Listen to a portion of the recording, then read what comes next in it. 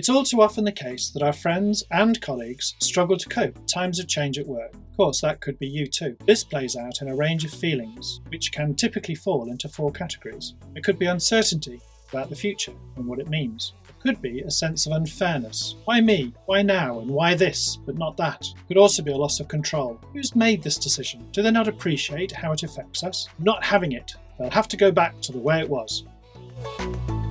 Hi, I'm Rob, and I'll walk you through 3 ways to help people, including yourself, to come to terms with change and to take practical steps to move on.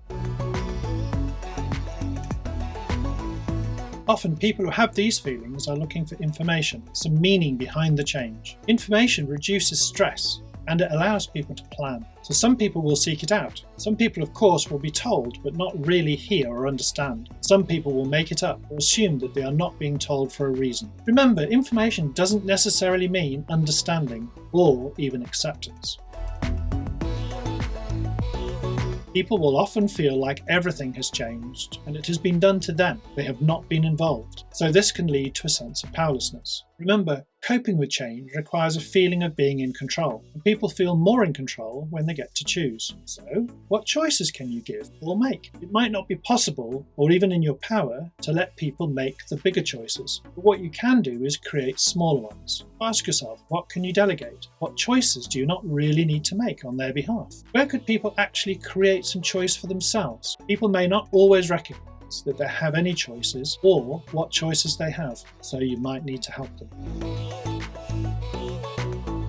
Engagement is critical here. You need to find out specifically what it is that they are fighting. Is it the whole change or a bit of the change? And which bit? Once this is known, we could and should involve them in what the solution will be and, crucially, what part they can play in the solution. The more energy and effort we put into something, the more connected to it we become. So rather than the energy being focused on resistance, involving people in finding solutions will shift that focus. Engagement requires active involvement. Things like feedback, ideas, being involved in activity, being asked about decisions. Remember that engagement should be appropriate to ability.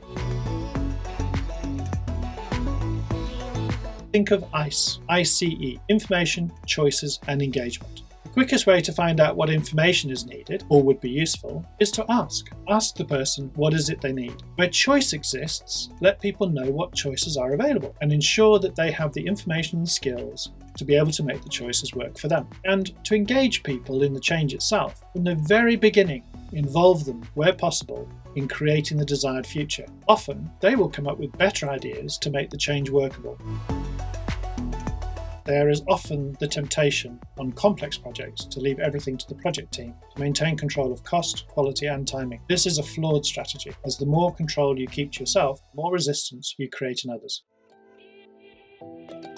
Why not subscribe to access more great content? Thanks for watching. We'll see you next time.